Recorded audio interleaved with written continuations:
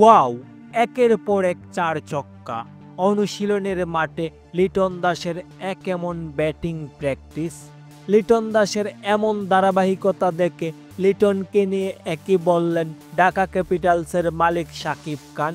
প্রিয় দর্শক, ব্যর্থতার পর যখন লিটন আবারও ঘুরে দাঁড়িয়েছে তখন তো একটু বাড়তি প্রশংসা পাবেই লিটন।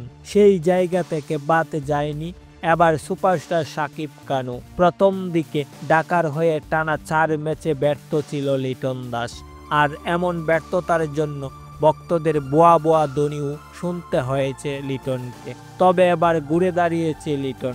এখন পর্যন্ত এবারের বিপিএল আসরে সেরা 5 রান সংগ্রহের তালিকায় রয়েছেন লিটন। এরই মধ্যে লিটন দাস অনুশীলনে কঠোর পরিশ্রম করে যাচ্ছেন। এদিকে লিটন দাসের এমন ধারাবাহিক ব্যাটিং ও অনুশীলনের এমন ব্যাটিং দেখে ঢাকার মালিক সুপারস্টার শাকিব খান লিটনকে সংবাদ সম্মেলনে প্রশংসায় ভাসিয়েছেন। তো দর্শক, লিটন দাসের এমন ধারাবাহিকতা আপনাদের কাছে কেমন লেগেছে তা অবশ্যই নিচে কমেন্ট করে জানাবেন। ধন্যবাদ সবাইকে।